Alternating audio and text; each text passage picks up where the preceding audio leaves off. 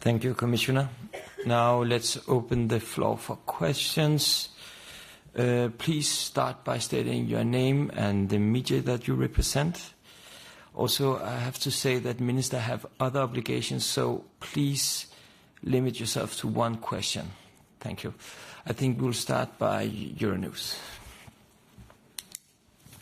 Hello, Jorge Liboreira with Euronews. One question for each. For the minister, I know that this is the initial part of the discussions that the Danish presidency will steer, but have you already identified the main point of contention in this process? Is it the size of the budget? Is it the own resources? Is it the national plans? Where do you think the main energy will be on? And for the Commissioner, the own resources have proven very controversial already. What is the pitch that you're making to capitals to convince them about these 5 new own resources? How dependent is your proposal on this? Thank you. Thank you for the question. I think we have to admit that this is a difficult discussion and it will be difficult negotiation. We had a very good exchange of views today, but of course there are also different views and different opinions which of course also were expected. There is also a very constructive will. And I'm very positive, and of course it is long negotiation, but there is a very constructive will, because Europe is in a crucial time, and it seems to me that we are all very well aware of that. The state of play for Europe is different. We need a stronger Europe. We need to be more ambitious, and I think that is something we can agree to, that Europe has to be able to deliver more, to respond to more of the challenges that we are faced with. We, as a Danish presidency, we aim for a quite intensive working schedule on the program. We hope to be able to reach the first negotiation box in the fall, so this will be a talk that we will continue when we meet again. And from my side, my pitch was the following.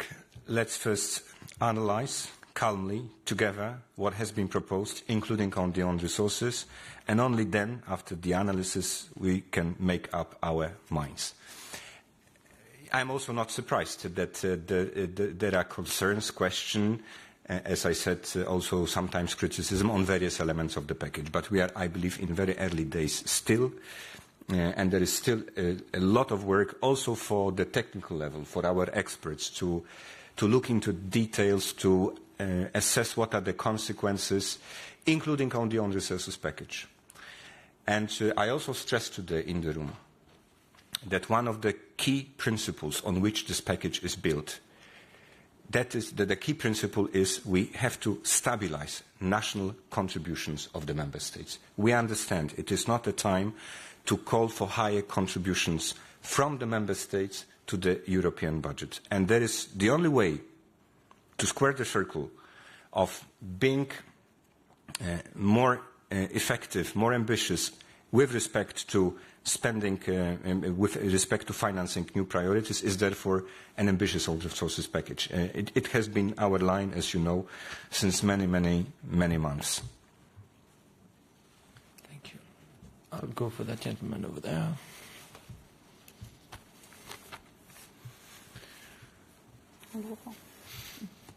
Yes, Ole Ryborg, Danish National Radio and Television. A question for the Minister. When you lead the meeting, you also have the best position in the room to listen to everything what is said. Did you detect any of the member countries there who actually support that the budget should increase to be the biggest budget ever in EU history? And a question to Commissioner Serafin. You took the opportunity here to correct misunderstanding on agriculture. I note that already, even before you presented your proposal on Wednesday, there was heavy criticism, and I've had a struggle finding anybody actually being happy with anything they saw.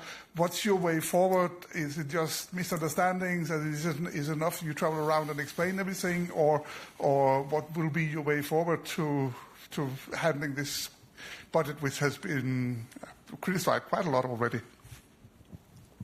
Thank you, Ole. We had a very good exchange of views in the room, and I would say that no country is ready to accept the budget today. This is a long discussion we will have, and obviously there are different views on how to structure the budget, and it will also be difficult. But Europe needs a budget.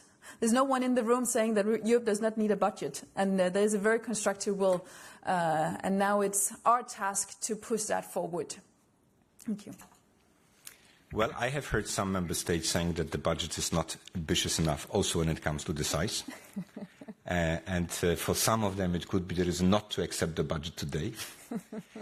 The only way forward is dialogue and negotiations. And I'm not really revealing any secret or secret formula. That has always been the case.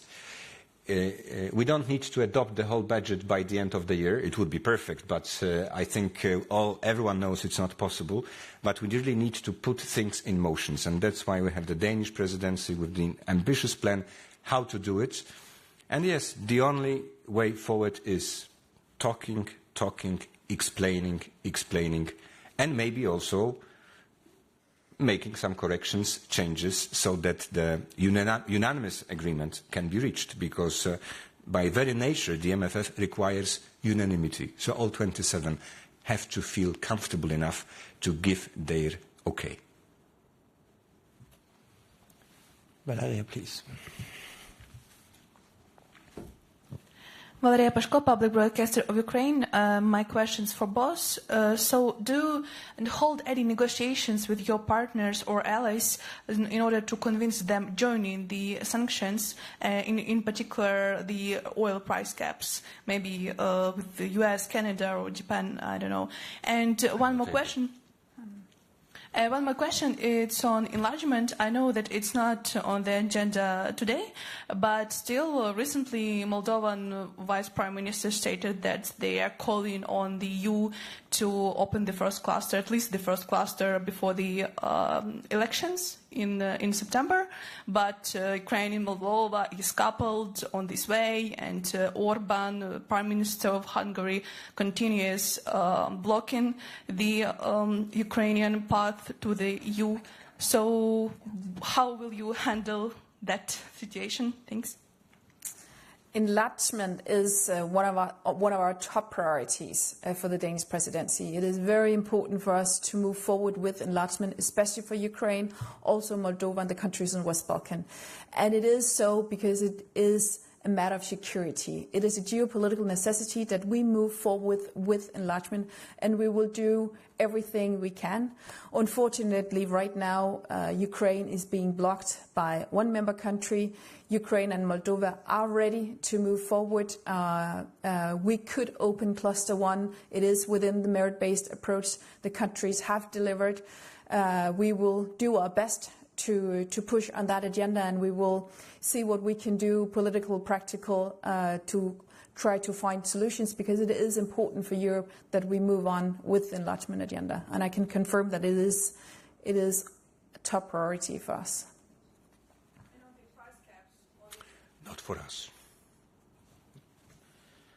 We will have time for one last question, but a quick one. Please, Anna, please. Hi, Ana Bu from La Vanguardia. A question on the Spanish languages point to the minister, please. I wanted to know how did you see the mood in the room? Did you see any changes in comparison from the last meeting in May? And did you see any advances on the proposal? Thank you.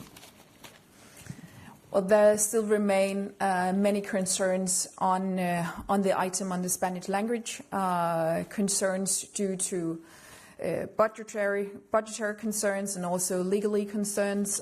We had the Council Legal Services to explain the situation, and it is clear that there still remain judicially concerns, and we will continue the work in the Council. Yes, thank you so much. And by this we conclude the press conference. Sorry, but the Minister has to run. Thank you so much.